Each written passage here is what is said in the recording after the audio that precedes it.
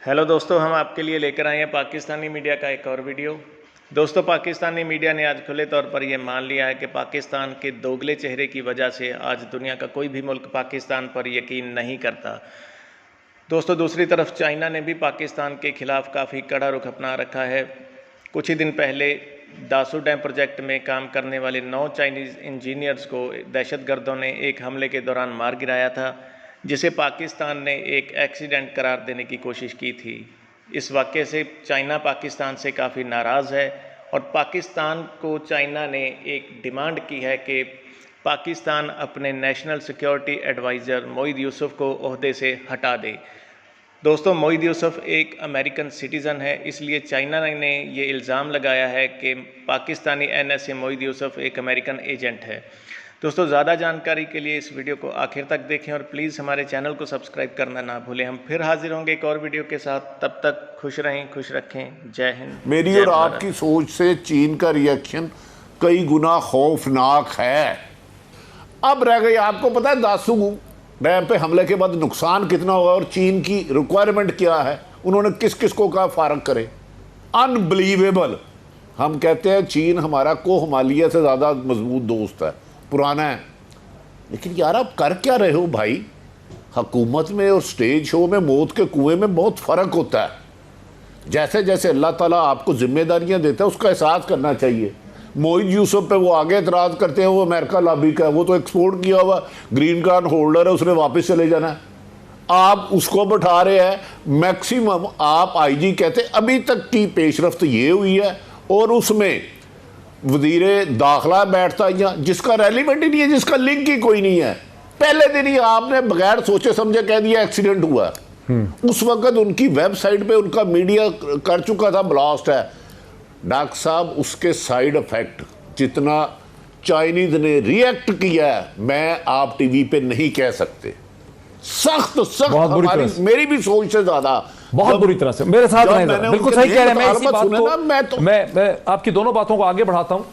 हाँ जी, मैं थोड़ा सा शाह साहब को इसमें ला सकूं। कलीम शाह साहब की बार बार दोनों दफा सवाल उठा, मज़हर अब्बास साहब की तरफ से भी और उसके बाद आरिफ हमीद भट्टी साहब की तरफ से भी, कि कोई भी सियासी जमात के पास कोई भी मंशूर वहां पे नहीं था। कुछ आप हमें बता सकते हैं कि किसी सियासी जमात ने आज़ाद कश्मीर में कोई मंशूर और लाहे अमल रखा? ये जो चाइना वाला मसला है, ये इसको इतना लाइटली ले रहे हैं। अब देखें, इस प्रॉब्लम को समझें। आपके स्ट्रेटेजिक इंटरेस्ट है चाइना के साथ और आपकी रूलिंग एलीट का सारा इंटरेस्ट जो है वेस्ट के साथ है। किसी के वहाँ दुकान है, किसी का वहाँ मकान है, किसी के वहाँ पैसे हैं। इस जो है ना कॉन्फ्लिक्ट ऑफ इंटरेस्ट में ये पिस रहे हैं। इन्हें समझ नहीं आ रही है क्या करें। ये कोई पता नहीं इसके पीछे क्या क्या साजिश होगी दासू वाले इस वाक़े के अंदर। इसी तरह जो अफगान सफीर की जो बेटी का इशू है, इसको इतना लाइटली लेना डॉक्टर साहब, आप सोच भी नहीं सकते अफगानिस्तान में क्या होने जा रहा है। इन्हें शऊर ही नहीं है, ना इनके वज़ीर खारजा को समझ है और वज़ीर दाखिला साहब की तो बात ही ना करें। यानी आप तसव्वुर नहीं कर सकते कि अफगानिस्तान में क्या होने जा रहा है, उसका इफेक्ट आपके नॉर्थ वेस्ट पे क्या होगा। और सबसे ज्यादा खतरनाक बात यह है कि आपको ये नहीं पता। आप क्या सजेस्ट करते हैं कि इनको क्या करना चाहिए था?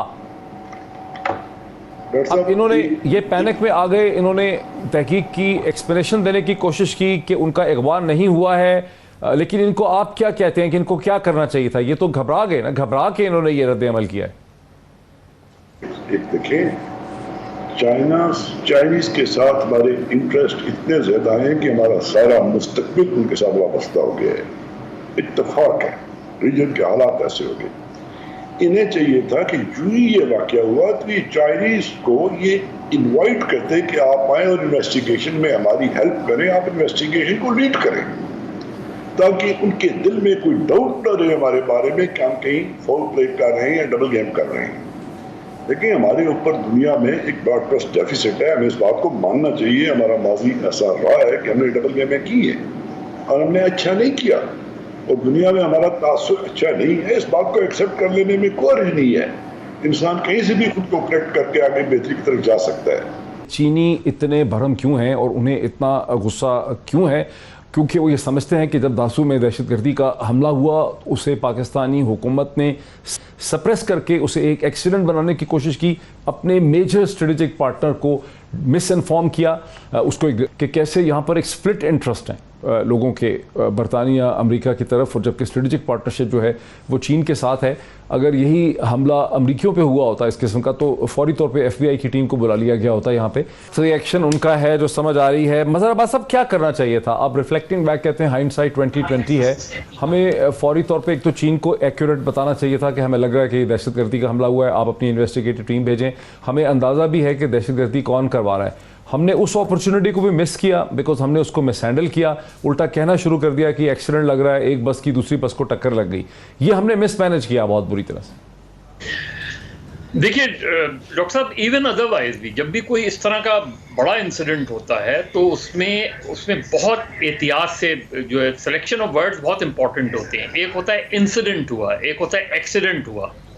इंसिडेंट तो समझ में आता है कि ब्लास्ट भी हो सकता है, एक्सीडेंट भी हो सकता है, लेकिन जब आप एक्सीडेंट कह देते हैं तो वो एक्सीडेंट नहीं था, आपने कह दिया। किस बुनियाद पे कहा आपने एक्सीडेंट? ये जो चीज़ थी कि आपको पता था चाइनीज़, आप इमीडिएटली पता था कि कौन लोग इसमें गए हैं। मैं आपको बताऊं कि 2002 में शेरेटन ब्लास्ट जो हुआ था, उस वक्त मैं AFP के लिए काम करता था, तो वहाँ जो पहली मुझे कॉल आई वो ये कि French engineers were the target. ये जो था ये जाहिर है उनके फ्रांस के लिए भी और उनके लिए भी एकदम, वरना इनिशियली तो ये था कि शायद हो सकता है कोई दहशतगर्दी का, कुछ ने तो समझा न्यूजीलैंड की टीम, क्योंकि सामने वाले होटल में ठहरी हुई थी, वो शायद टारगेट थी न्यूजीलैंड की टीम। लेकिन इमीडिएटली पता चल गया कि फ्रेंच इंजीनियर्स जो अगस्टा उसमें जो है वो इन्वॉल्व थे, वो टारगेट हुए थे उसमें। अब यहाँ आपको कुछ नहीं पता, आप ब्लाइंड हैं उस वक्त। वहाँ पहली इंफॉर्मेशन वहाँ के लोगों ने क्या दी आपको मुझे नहीं पता, लेकिन पहली इंफॉर्मेशन आपको इमीडिएटली इंटेलिजेंस जो भी थी उसने इमीडिएटली देनी चाहिए थी। कोई भी स्टेटमेंट नहीं देना चाहिए था, इमीडिएटली फॉरेन मिनिस्टर को चाइनीज एम्बेसी जाना चाहिए था।